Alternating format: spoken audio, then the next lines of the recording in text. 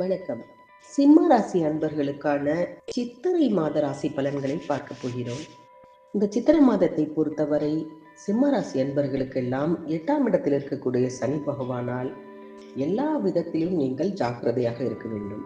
இந்த பராபவ வருடம் கிரகங்கள் உங்களுக்கு என்ன மாதிரியான பலன்களை கொடுக்க இந்த மாதத்தில் காத்திருக்கிறது என்று பார்த்தோமானால், நீங்கள் ராசிக்கு 8ஆம் இடம் என்று சொல்லக்கூடிய ஆயுள் ஸ்தானத்தில் சனி பகவான் சஞ்சாரம் செய்கிறார்.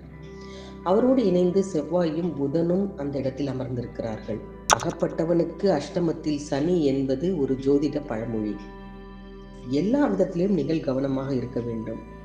நீங்கள் பிறருக்கு நன்மை செய்தாலும் அது தீமையாகத்தான் தெரியும். வரவை காட்டிலும் செலவு அதிகரிக்கும்.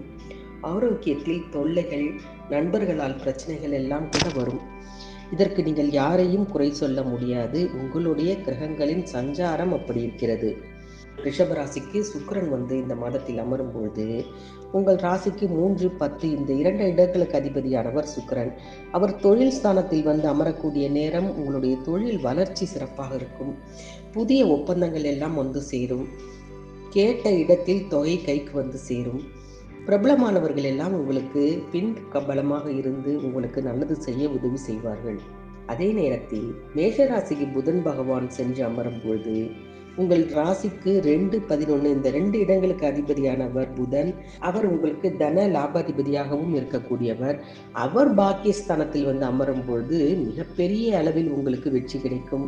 துணிவு, தன்னம்பிக்கை, தைரியம் எல்லாம் அதிகரிக்கும்.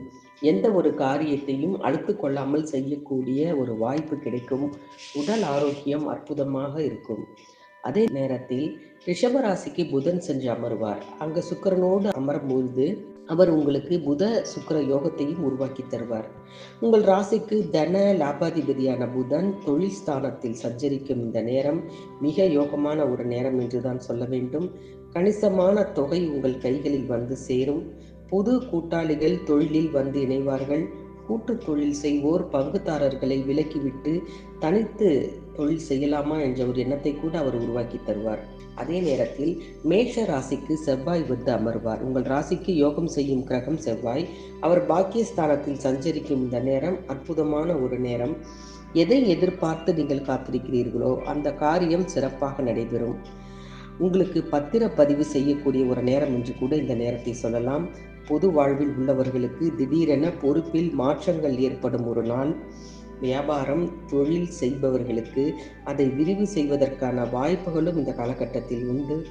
மாத வருமானம் அதிகரிக்கக்கூடிய ஒரு சூழ்நிலை இந்த காலத்தில் ஏற்படும்.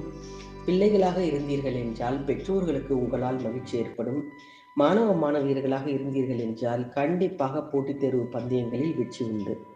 ஆக சிம்மராசி அன்பர்களை பொறுத்தவரை 8ஆம் இடத்து சனியினால் மட்டும் நீங்கள் சற்று கவனமாக இருந்தால் போதும். மற்றபடி இந்த மாதம் உங்களுக்கு மிகப்பெரிய நல்ல விஷயங்களை எல்லாம் கொண்டு சேர்க்கப் போகிறது. இது போன்ற மற்ற ராசிகளின் பலன்களை தொடர்ந்து பார்க்க மறக்காமல் ஜி கிரியேஷன் தமிழ் சேனலை சப்ஸ்கிரைப் பண்ணி வைத்துக் கொள்ளுங்கள். நன்றி, வணக்கம்.